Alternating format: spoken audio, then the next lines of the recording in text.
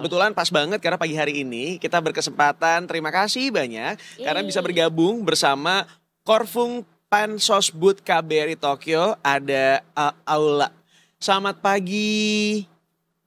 Selamat pagi Mas Aryo sama Mbak Devi, apa kabar? Selamat pagi. Baik Paula, Baik, Alhamdulillah Paula. Masya Allah, terima kasih banyak. Aduh Paula, terima kasih banyak sebelumnya. Ini pagi-pagi udah mau digangguin sama kita nih Paula. Nggak apa-apa, ini kan tugas kita semua untuk saling berbagi informasi. Mudah-mudahan dari diskusi kita nanti kita bisa mendapatkan benang merah yang bisa kita ambil. Kira-kira apa yang sebenarnya terjadi dan kira-kira bagaimana ke depannya untuk kita bisa bersama-sama ya untuk membangun hubungan Indonesia dengan Jepang yang jauh lebih kuat lagi. Betul Pak, Keren. soalnya aku termasuk orang yang juga cinta sama Jepang Iya. gitu ya.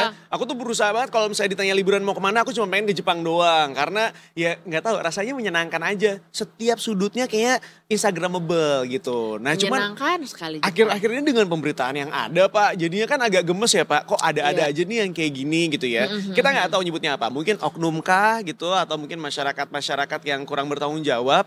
Tapi rasanya cukup miris Pak ketika ngelihat kejadian-kejadian seperti ini Pak.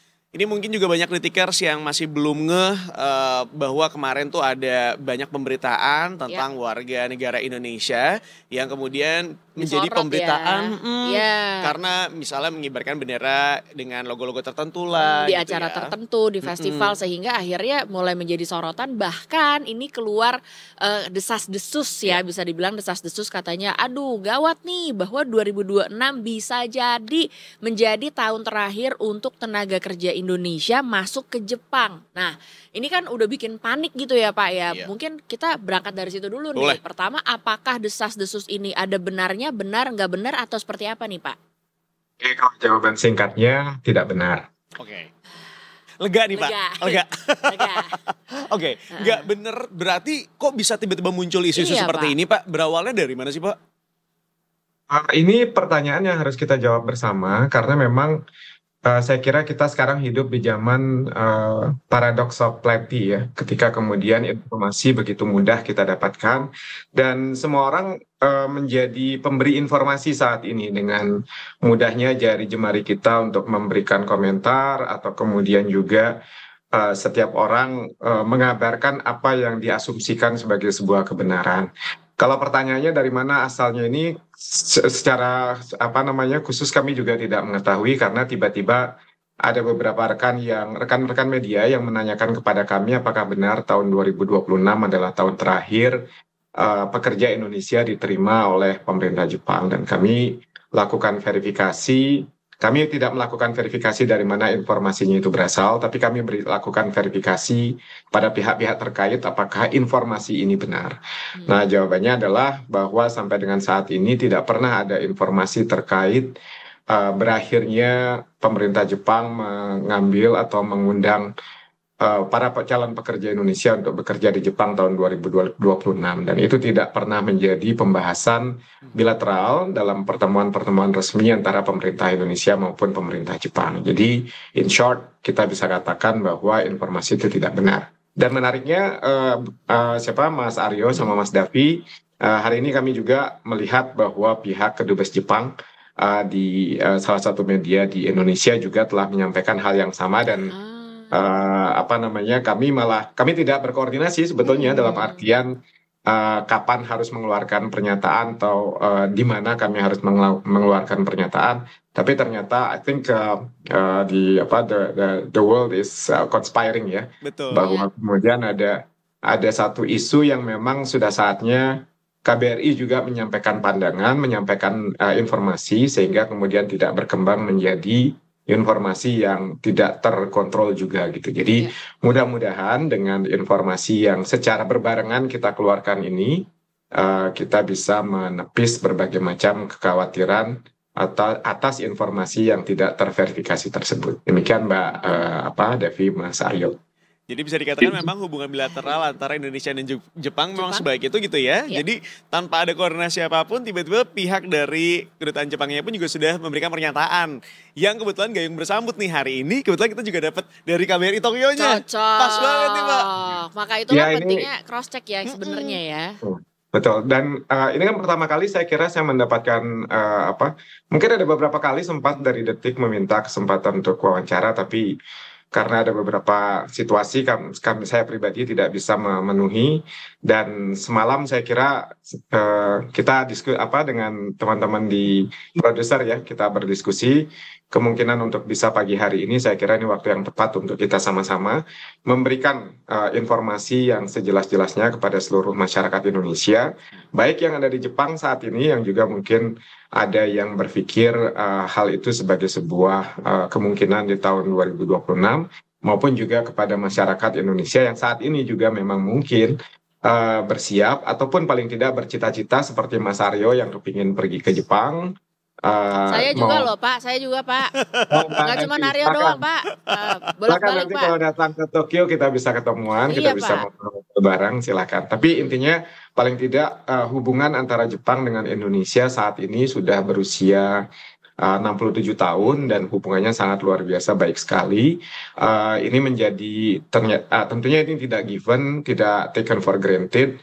Kita semuanya, seluruh komponen, baik pemerintah maupun juga masyarakat, punya kewajiban, punya tugas untuk menjaga ini. Jadi semuanya harus bersama bekerja untuk menjaga hubungan yang baik ini agar tetap semakin baik dan semakin menguat ke depannya. Amin Pak. Aku setuju untuk hal yang satu itu ya. Karena ya balik lagi, banyak juga orang Indonesia yang pengen ke Jepang gitu ya. Pengen belajar kebudayaan di sana. Dan juga banyak teman-teman aku, karena sejak aku beberapa kali pergi ke sana, kenalan sama beberapa orang, banyak juga yang pengen kenalan sama budaya Indonesia. Kayaknya menyenangkan kalau kita ada pertukaran budaya gitu. Iya. Nah Pak, tapi aku penasaran juga nih Dav, dengan adanya isu-isu yang beredar saat ini Pak. Apakah kemudian juga berpengaruh pada visa yang kemudian dikeluarkan untuk masyarakat Indonesia ketika kita ingin pergi ke Jepang? Karena pengalaman aku pribadi sebenarnya aku tuh cukup merasa puas sekali gitu ya, karena karena aku pengguna e-passport, jadi setiap kali aku ngajuin itu Simple banget. very simple, online, begitu langsung dikirimin, pokoknya convenient sekali. Dan gitu. berlaku untuk 3 tahun. Itu The dia. best, Nah, terbaik. dengan adanya isu-isu seperti ini nih Pak, apakah kemudian akan mempengaruhi untuk visa tersebut? Ada perubahan regulasi mungkin, Betul. atau seperti apa nih Pak kira-kira? Jangan-jangan dipersulit Pak, takut Jangan Pak. dong. Jawaban pertama tentunya kita berharap ini tidak berimbas terkait dengan masalah visa. Yang kedua jawabannya mungkin ini kurang memuaskan. Urusan visa itu adalah urusan pemerintah Jepang. Sama dengan halnya kalau orang Mas Aryo sama Mbak Devi boleh bertanya ke kami terkait dengan apakah visa buat orang Jepang datang ke Indonesia akan dipersulit dengan hal ini. Nah, kami bisa menjawab itu. Oke. Tapi kalau pertanyaannya tentang apakah visa Jepang nanti akan dipersulit buat warga Indonesia untuk datang ke Jepang, jawabannya straightforwardnya adalah itu adalah kebijakan pemerintah Jepang. Tapi sebagai komponen warga, sebagai bagian dari proses diplomasi yang ada, tentunya kita berharap hal itu tidak berimbas terkait dengan masalah pemberian visa. Dan mudah-mudahan hubungan ini tetap kita jaga. Mungkin sedikit data statistik ya Mas Aryo, Mbak Devi, bahwa jumlah kunjungan wisatawan Indonesia ke Jepang tahun 2024 itu mencapai sekitar 518.000 orang. Wow. Nah ini sesuatu yang sebaliknya juga dari Jepang ke Indonesia jumlahnya sekitar 300.000 orang. Wow. Nah ini kalau dalam konteks diplomatik itu sebetulnya seperti yang kami tuliskan di dalam rilis yang juga udah dimuat oleh teman-teman Detik, bahwa ini menjadi salah satu bentuk betapa kuatnya hubungan antara Indonesia dan Jepang. Kami boleh ulangi sekali lagi bahwa ini sesuatu yang bukan taken for granted, kita harus jaga semuanya, termasuk dalam keseharian kita, baik buat warga Jepang yang ada di Indonesia maupun juga warga Indonesia yang ada di Jepang. Demikian. Wah. Setuju banget nih, karena banyak sekali ya, maksudnya ada yang pengen liburan, ada yang pengen sekolah, ada yang pengen kerja gitu, saking menyenangkan dan banyak sekali probabilitas untuk hidup kita di Jepang, makanya ini jadi concern buat banyak orang gitu ya. Nah ini kan juga sudah ada beredar-beredar juga nih gitu, mungkin lewat sosial media, makanya kita jadi tahu, oh mungkin ada orang-orang Indonesia yang mengibarkan bendera tertentu di sebuah festival apa atau gimana. Nah kalau mungkin dari KBRI sendiri nih Pak, untuk teman-teman gitu ya yang ada di sana, apakah ada himbauan tersendiri atau mungkin ada program tersendiri untuk mengurangi atau bahkan menghilangkan stigma-stigma negatif ini gitu? Tinggal di Jepang ada beberapa komponen atau aspek yang harus kita perhatikan. Yang pasti kita harus menghormati budaya, etika, tata tertib maupun juga norma serta nilai yang berlaku di sini. Di luar aspek hukum yang semuanya semua warga negara asing maupun warga negara lokal di Jepang sama halnya dengan situasi di Indonesia itu tunduk dengan hukum yang berlaku di negara setempat. Nah, terkait dengan mungkin kalau boleh saya juga address isu terkait video maupun berbagai macam hal yang viral. Sebetulnya kalau kita tarik ke belakang itu berlangsung sekitar mungkin di pertengahan atau menjelang akhir bulan Juni. Nah, ada pengibaran bendera di salah satu jembatan di Jepang yang kemudian dipandang kurang pantas untuk dilakukan. Nah, KBRI juga melakukan verifikasi terkait hal tersebut. Kita lakukan klarifikasi dan kita panggil pihak yang terlihat di video tersebut. Kemudian kita lakukan klarifikasi dan memang diakui telah terjadi pengibaran bendera yang bagi banyak orang tidak nyaman untuk dilihat dan kurang merepresentasikan tentang bagaimana masyarakat Indonesia di Jepang. Nah, telah dilakukan verifikasi dan pihak yang bersangkutan minta maaf dan kemudian ada komitmen untuk melakukan perbaikan-perbaikan terkait dengan keberadaan kelompok atau masyarakat Indonesia di Jepang. Nah, mungkin yang kami bisa berikan catatan adalah bahwa dari verifikasi tersebut, video dimaksud adalah video yang telah terjadi mungkin kira-kira sekitar 3 tahun yang lalu, tapi baru kemudian muncul kembali. Apapun itu, tentunya kita berusaha untuk terus melakukan perbaikan terhadap kegiatan komunitas Indonesia yang ada di Jepang. Nah, dalam konteks ini, Mbak Devi, Mas Aryo, dan teman-teman sekalian, KBRI Tokyo bersama dengan KJRI Osaka memiliki salah satu tugas atau fungsi diplomatik yang kami miliki adalah melakukan promosi. Nah, promosi ini ada yang secara mandiri dilakukan oleh komunitas, oleh KBRI maupun KJRI, tapi tentunya tidak akan mungkin pernah bisa menjangkau seluruh wilayah Jepang yang ada, yang terdiri dari berbagai prefecture dan tentu jangkauannya sangat luas sekali. Nah, oleh karena itu kemudian KBRI melakukan kolaborasi dengan berbagai komunitas Indonesia yang terbentuk secara alamiah. Artinya jumlah warga Indonesia di Jepang itu sekitar 199.000 per Desember 2024. Nah, kemudian mereka secara alamiah dimanapun warga Indonesia berada, dimanapun juga warga negara asing berada, pasti akan berkumpul berdasarkan macam-macam, baik itu berdasarkan agama, berdasarkan asal etnis, kemudian juga berdasarkan hobi, berdasarkan tempat belajar, tempat bekerja, segala macam. Nah, mereka masing-masing kan tentu tidak semua waktu dipakai untuk bekerja, tidak semua waktu dipakai untuk belajar. Ada waktu-waktu senggang di mana mereka juga bersosialisasi, baik itu bersosialisasi dengan masyarakat Jepang sendiri, ada banyak sekali yang bersosialisasi dengan baik. Ada juga yang memang bersosialisasi berdasarkan kelompok-kelompok yang kami sebutkan tadi. Nah, dari pendataan yang kita lakukan, bukan pendataan mungkin ya, dari proses komunikasi yang ada, jumlah komunitas yang terdapat di dalam database KBRI Tokyo itu adalah sekitar kalau pertengahan tahun lalu itu mungkin baru sekitar 20-an. Nah, sampai dengan tahun ini, sampai dengan saat ini ada 119 komunitas, kelompok masyarakat. Termasuk teman-teman yang kemarin muncul di video maupun juga kelompok-kelompok lainnya. Nah, ini secara kontinu itu kita engage, berkolaborasi dengan pemerintah, dalam hal ini KBRI maupun KJRI. KBRI memiliki 2 momen yang utama yang kita miliki, yaitu kegiatan town hall, yang pertama di akhir tahun maupun yang kemudian yang kedua di tengah tahun. Barusan saja kita selesai lakukan. Kita mengundang 119 perwakilan tersebut untuk datang saling berbagi informasi terkait dengan kegiatan mereka maupun juga kesempatan buat KBRI melakukan sharing informasi, kalau bahasa strukturnya mungkin pembinaan pada masyarakat terkait dengan apa-apa yang perlu dilakukan, apa-apa yang tidak baik untuk dilakukan, dan apa-apa yang kiranya perlu untuk ditingkatkan dalam konteks melakukan promosi Indonesia di negara Jepang ini. Hal yang sama juga dilakukan oleh teman-teman di Kedubes Jepang yang melakukan berbagai macam kegiatan untuk mempromosikan Jepang di Indonesia. Sebaliknya juga kita lakukan di sini. Nah, dalam berbagai kesempatan kami juga mendengarkan masukan-masukan dari masyarakat, dari kelompok masyarakat untuk bagaimana kita bisa melakukan perbaikan, penguatan maupun juga peningkatan kualitas untuk kegiatan promosi, termasuk juga untuk memperkuat meningkatkan kualitas dari para pekerja Indonesia yang saat ini berada. Artinya mereka memang bekerja di berbagai macam sektor, tapi juga di saat yang sama kita bersama-sama meningkatkan kapasitas mereka untuk kemudian bisa masing-masing mandiri untuk melanjutkan masa depan mereka untuk masa depan yang lebih baik.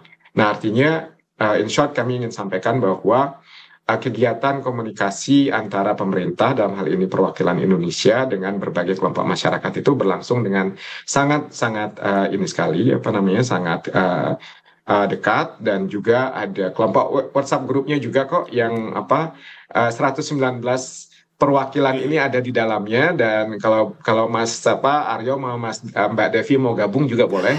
Nanti rame itu ininya berbagai macam informasinya, dan kami sangat terbantu sekali karena kita bisa saling memberikan informasi bahwa kemudian di lapangan ada dinamika-dinamika. Saya kira tidak hanya terjadi di situasi ini saja, di seluruh aspek kehidupan kita ada berbagai macam dinamika yang sekarang tantangannya adalah bagaimana kita mengelolanya. Tugas kita semua yang begitu mudah untuk memberikan pandangan lewat gawai yang kita miliki untuk bisa mengontrol. Artinya apakah informasi yang kita berikan itu relevan? Apakah informasi yang akan kita berikan itu, mungkin kita bagi ya, apakah need to know or good to know. Artinya kalau ada informasi yang bagus untuk diberikan, oke, kita berikan secara kepada masyarakat. Apakah kemudian informasi itu perlu untuk disampaikan? Itu kan pertanyaan buat kita semua. Apakah sebaiknya informasi itu di channel lewat institusi-institusi formal untuk bisa diselesaikan, untuk bisa dicarikan jalan keluarnya. Nah, ini pekerjaan bersama kita Mas Aryo sama Mbak Devi yang saya kira tidak ada clear cut solution untuk ini selain bahwa kita harus terus untuk melakukan perbaikan. Salah satunya dengan komunikasi yang kita lakukan pagi hari ini. Kira-kira begitu ya Mas Aryo. Waduh, solid sekali ya terdengarnya ya. Iya, tapi aku penasaran Pak, kalau lagi town hall gitu Pak, itu tuh ada makanan-makanan Indonesia yang disajikan nggak sih Pak? Kan biasanya kita kangen. Kotak selamat menikmati. Bener, kalau misalnya memang ada, soalnya aku mau jadi bagian dari 119 orang tadi Pak di WhatsApp grup. Siapa tahu nanti kalau main ke Jepang bisa ke KBRI ngicipin makanan Indonesia gitu. Kirain mau supply catering selamat menikmati. Itu juga disana. boleh. Mana tahu kan teman-teman di sana kangen ya Pak ya. Iya, kita bisa bikin risol Pak sama sate ayam kita bisa ya. Mungkin kangen kalau di sana kan adanya yakitori ya. Bener. Pak, tapi ini kirain mau masuk mau jadi vendor ya? Iya boleh nih. Ini menarik pertanyaannya karena memang tentu tidak asik kalau kita berkumpul tanpa kemudian ditemani oleh sajian khas Indonesia. Betul. Kalau terakhir kemarin, kalau nggak salah itu ada bakso deh yang kita hidangkan ke teman-teman masyarakat. Seru banget. Iya, bakso yang kemudian diproduksi oleh masyarakat Indonesia juga, dan ini seru banget. Saya kira bagian dari proses kita untuk menghidupkan UMKM juga, dari kita, oleh kita, dan untuk kita. Dan alhamdulillah kemarin bakso sama mie ayam deh kalau nggak salah. Jadi kalau asik banget. Kalau Mbak Devi sama Mas Aryo mau gabung kapan-kapan nanti ke Tokyo, kabarin kami, nanti kita bisa sajikan bakso sama mie ayam. Mau Pak, Januari Pak, ntar Januari kita kesana Pak. Di Indonesia kan sekarang 8.47 waktu Indonesia Barat ya Pak. Jam-jam segini jam-jam rawan lapar Bapak, karena kita juga belum sarapan. Jadi ngomongin bakso sama mie ayam lumayan kerobokan lah perut kita ya. Atau ini aja batik-batik. Batik-batik. Kebetulan teman saya Pak orang Indonesia, dia di sana lagi ngajarin teman-teman komunitas buat ngebatik. Nah tuh di Jepang lagi, dia kayak terakhir ke desa-desa gitu. Nah bisa tuh mungkin gabung dari WhatsApp grup 119 orang itu tuh. Boleh tuh ya Pak ya. Lucu juga dia ngebatik orang-orang Jepang gitu, jadi pada ngebatik yuk. Oke. Ini salah satu bentuk apa yang sebenarnya ada di Jepang ya Mbak Devi, Mas Aryo, bahwa di belakang layar ada banyak atau ribuan pribadi-pribadi yang bekerja dalam sunyi lah ibaratnya gitu. Iya. Maksudnya untuk mengenalkan Indonesia. Kalau pemerintah sendiri untuk melakukannya sangat terbatas karena memang jangkauannya sekali lagi kami di Tokyo, sementara kalau ada masyarakat yang di Hokkaido, ada yang di Okinawa, itu dari utara sampai selatan kan jauh sekali nggak mungkin. Betul. Karena kalau saya mau melakukan promosi, saya diundang Detik, jadi nggak bisa datang lagi ke mereka gitu. Nggak, tapi artinya apa? Bahwa ada banyak sekali masyarakat Indonesia yang tidak dikenal di media, tapi kemudian juga di lapangan mereka adalah orang-orang yang kemarin pada saat kami mengundang ada sekitar 27 kelompok seni budaya Jepang Indonesia. Jadi banyak warga Jepang tuh yang menjadi ahli-ahli baik ahli batik, ahli ahli angklung. Kemudian banyak juga antropolog yang mungkin lebih pintar dari kita semua, Mas Arya sama Mbak Devi, yang mengetahui tentang kebudayaan Indonesia. Itu menarik sekali dan mereka datang menyampaikan bahwa mereka sudah penelitian di di Sumatera, di Sulawesi, dan mereka cinta sekali dengan Indonesia juga. Jadi artinya hubungan Indonesia dengan Jepang ini hubungan yang saling mutual, artinya tidak bertepuk sebelah tangan. Jadi banyak sekali yang memang sangat cinta dengan Indonesia. Sebaliknya juga seperti Mas Arya sama Mbak Devi kan sangat terkesan dengan Jepang, dan kami baru saja tinggal di Jepang, baru bertugas di Tokyo mungkin sekitar 10 bulan juga bisa merasakan bahwa negeri ini adalah negeri yang memang bisa menawarkan banyak hal yang bagus untuk kita pelajari. Dan sebetulnya sebaliknya juga buat kita di Jakarta, di Indonesia, kalau kita mungkin mengikuti diskusi-diskusi ada keluhan dan segala macam, tapi kalau kita menanyakan kepada masyarakat Jepang yang tinggal di Indonesia, saya percaya mereka lebih suka tinggal di Indonesia daripada di Jepang. Kira-kira gitu keduanya. Mau kita sejauh apapun melangkah, kadang-kadang emang rumah sendiri punya Tetap tempat ya. di hati. Ini Betul sekali. mungkin tadi karena Bapak juga udah mention nih, kenal gitu ya, maksudnya ini ada komunitasnya, ada grup WhatsApp-nya, makanya mungkin ini ada salah satu detikers juga yang menyaksikan kita lewat TikTok. Ini jadi bertanya nih, apakah Pak Aul ini sempat juga mungkin mendengar atau bahkan mungkin berkomunikasi sama Mas Dian alias Mas Neo Japan yang kemarin kita sempat ngobrol nih, Pak? Kalau saya pribadi belum sempat berkomunikasi dengan Mas Dian, tapi kebetulan rekan kami juga yang di KBRI Tokyo sudah berkomunikasi dengan beliau dan kenal baik, dan sama-sama berusaha untuk mempromosikan Indonesia dengan baik. Mas Dian juga tentunya punya semangat yang baik untuk saling mengingatkan kepada sesama warga negara Indonesia untuk terus menghormati budaya, norma, etika, dan juga tata perilaku di negeri ini. Sebaliknya juga kelompok-kelompok masyarakat yang lain mungkin memiliki cara pendekatan yang berbeda yang kita coba carikan titik temu agar kita semuanya bisa saling berkolaborasi untuk mengenalkan Indonesia yang sebaik-baiknya di negeri Jepang ini. Ya, karena kurang lebih tujuannya soalnya sama ya Sama Pak ya. ya. Ingin bisa Menjaga hubungan baik juga. menjaga hubungan baik antara Indonesia dan juga Jepang.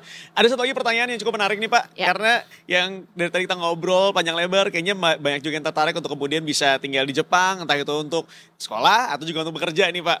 Kira-kira Pak, kalau misalnya ada yang mau ke Jepang sana gitu ya, kira-kira apa yang dipersiapkan sih Pak kalau misalnya mau belajar atau mau kerja di sana Pak? Mungkin kan Bapak sudah punya pengalaman tadi seperti yang disampaikan, Paul sudah 10 bulan di sana Pak. Kalau untuk bekerja, memang ada tahapan-tahapan yang perlu disiapkan dan semuanya juga tergantung dengan sektor di mana akan bekerja. Tapi kalau untuk pekerjaan-pekerjaan yang bersifat massal, tentu yang paling utama perlu untuk dipersiapkan adalah kemampuan bahasa.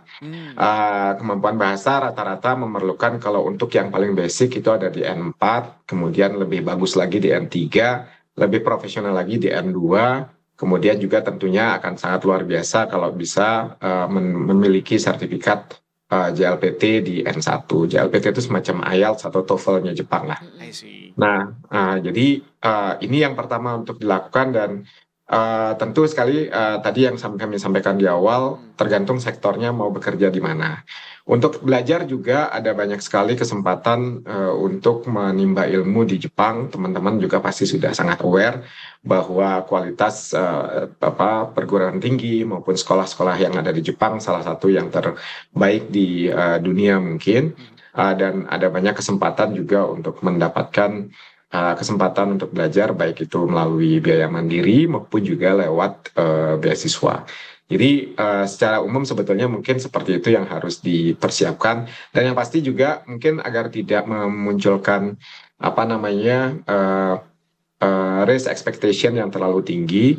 Kami juga harus ingatkan bahwa tinggal di negara manapun, despite semua cerita tentang kebaikan-kebaikan indahnya hidup di luar negeri, semuanya tentu memerlukan perjuangan yang tidak mudah juga. Artinya akan ada situasi-situasi yang sifatnya apa namanya anomali gitu ya, bahwa tinggal di Jepang. Kalau misalnya sederhana aja Mas Arya, Mbak Devi, kalau kita lihat di sosial media foto-foto tentang salju misalnya seperti itu. Kalau sedikit pengalaman kami, kalau salju itu saya pribadi senangnya tuh cuma 3 hari aja. Udah dapat foto-foto, udah dapat yang Instagramable, sudah cukup layak untuk dipost di sosial media kita. Kalau saya pribadi setelah itu saya nggak mau lagi ada salju. Karena apa? Lebih enak itu di Indonesia, nggak ada salju. Artinya bahwa kalau yang keseharian berbeda dengan apa yang dilihat hanya dengan bermodalkan scrolling di sosial media. Nah ini perlu untuk diperhatikan. Jadi semua kalau kemudian mau membuat keputusan pindah negara, mau bekerja di negara manapun, itu harus dilakukan riset yang cukup komprehensif. Sehingga ketika berada di tempat yang baru, bisa langsung paling tidak penyesuaiannya sedikit dan tidak melakukan kesalahan-kesalahan yang tidak perlu. Kira-kira begitu. Ya, nggak kaget-kaget banget gitu ya, kita nih udah persiapan. Bener. Karena mental juga perlu dipersiapkan gitu ya. Iya. Karena tadi kalau tadi nyambung sedikit sama Pak Aul, Pak, saya pernah main ke Sherakawago, kan dilihat kan saljunya bagus banget kalau lagi salju ya Pak. Mohon izin Pak, jalan aja susah. Udah gitu antara kita kakinya masuk ke dalam salju atau nggak licin Pak. Iya. Jadi setelah dari situ saya mungkin akan berpikir hal yang sama dengan Bapak. Sekali aja. Ke Fujinomiya aja, tapi jangan lagi winter. Nggak usah repot-repot gitu bisa. ya. Di musim panas ke Jepang, aku pikir di Jakarta jalan-jalan di luar tuh rasanya udah panas. Pas musim panas di Jepang mohon izin. Nanti dulu aja Bapak. Iya. Betul sekali nih. Mumpung Agustus sih, waduh mantap lagi banget musim panas Pak. ya Pak, denger-denger ya Pak di sana ya? Ya, mumpung menyinggung musim panas, jadi hari-hari ini adalah awal-awal musim panas.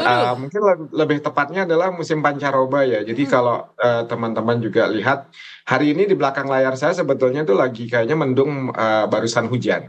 Tapi lebih dari mendung dan hujan, yang ada kemudian adalah kepanasan yang luar biasa. Saya juga tiba di Tokyo ini sekitar bulan Agustus, dan kemudian pada saat tiba ya putra-putri kami pada kaget juga, ternyata luar biasa panasnya, dan tidak seperti yang tidak seperti yang kita bayangkan. Betul. Semuanya benar gitu ya.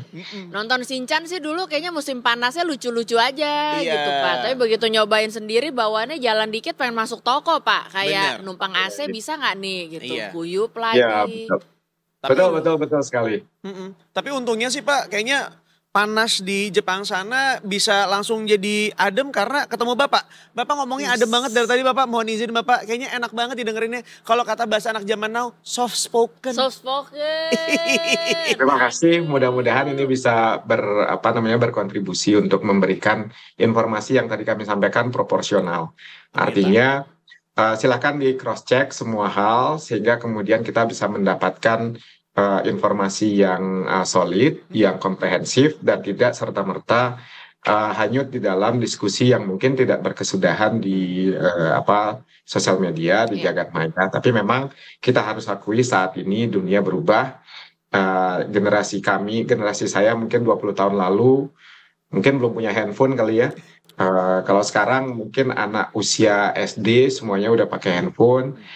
Usia SMP mungkin pada saat lagi lagi gabut, lagi scrolling, ada pembahasan mengenai itu, terus tiba-tiba kemudian ikut menimpali dengan komentar-komentar yang seolah-olah itu adalah komentar dari yang memang secara rutin official menyampaikan informasi kepada publik. Dan mungkin ada sedikit yang kalau boleh ya Mas Arya sama Mbak Devi kami tambahkan pesan juga buat masyarakat Indonesia yang khususnya ada di Jepang. untuk betul-betul kita menjaga hubungan baik yang ada yang terjalin antara Indonesia dengan Jepang saat ini.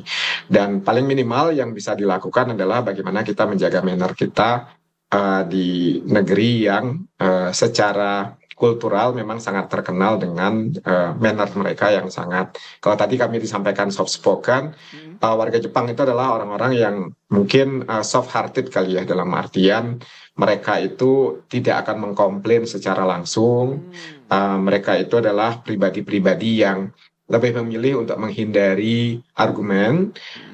Kemudian mereka orang yang sangat menghormati orang yang belum dikenal, dalam artian kalau misalnya di kereta begitu, secara umum, walaupun memang selalu ada pengecualian, secara umum mereka akan tidak berbicara dengan suara yang keras.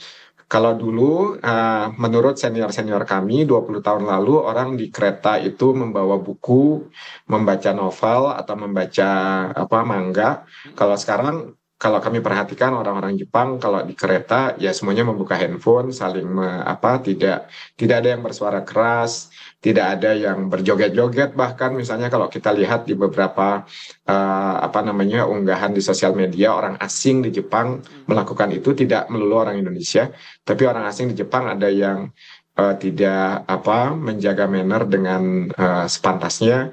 Nah, ini kita harapkan tidak dilakukan oleh orang Indonesia. Dan manner ini juga terkait dengan beberapa hal yang mungkin tidak menjadi kebiasaan kita selama ini, termasuk misalnya yang paling sederhana tentang merokok. Merokok itu memang kalau kita di Indonesia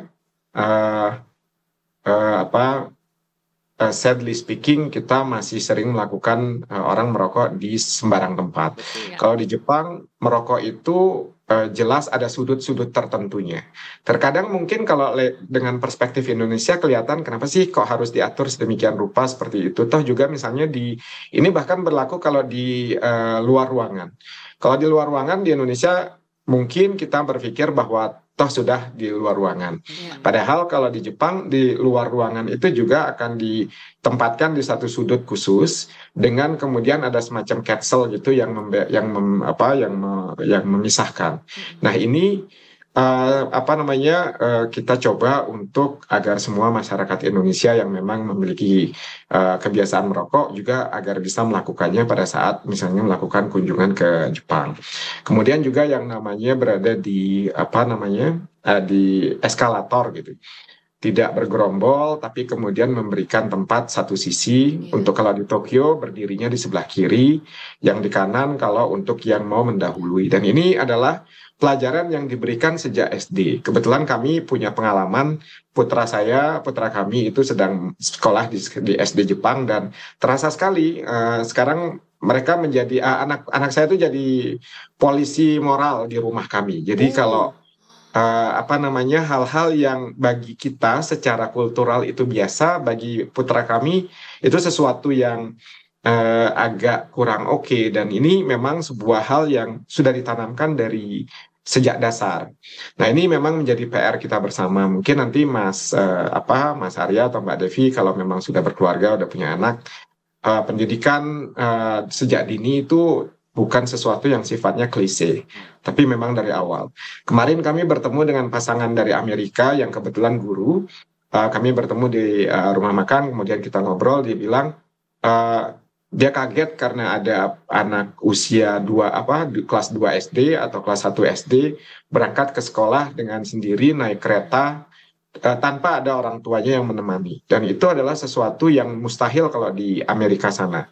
Nah, dia katakan bahwa kenapa ini bisa berlaku di Jepang tanpa yang bersangkutan anak itu mendapatkan gangguan, bully atau apapun di tengah jalan. Nah, karena ini memang jawabannya adalah karena memang negeri ini dari awal sudah memberikan pendidikan secara komprehensif sejak di usia belia. Nah, ini yang mungkin buat warga Indonesia beberapa elemen, beberapa kelompok, tidak semuanya, yang mungkin belum cukup bisa mendapatkan gambaran yang utuh terkait bagaimana seharusnya bersikap.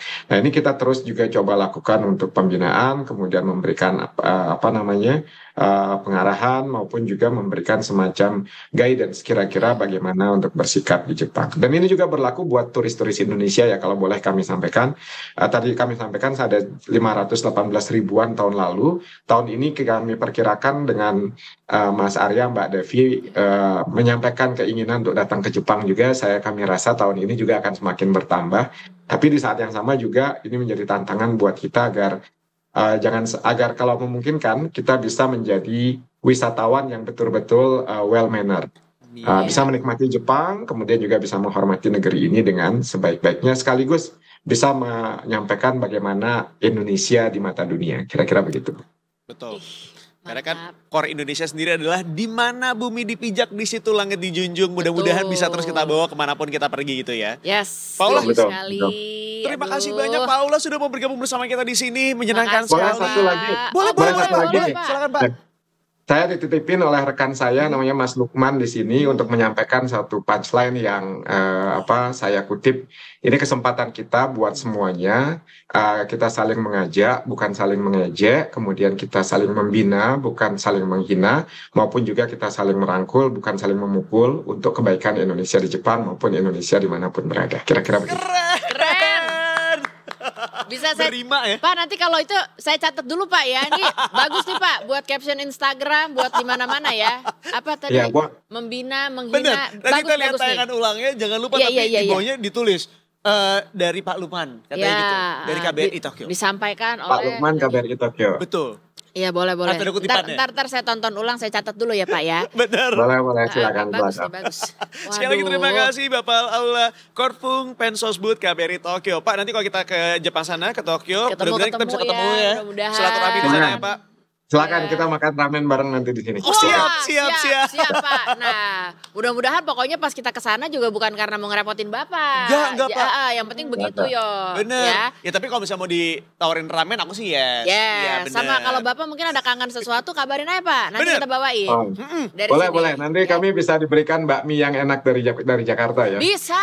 Siap. Ntar saya ada vendornya Pak. Ada vendornya langsung dibawa. Pak, ada orang Medan, aman ya. Sekali lagi terima kasih Bapak Aula. Salam buat teman-teman semua di KBRI Tokyo. Terima kasih semuanya. Salam Terima kasih. juga Pak. Mari Pak. Baik. Aduh.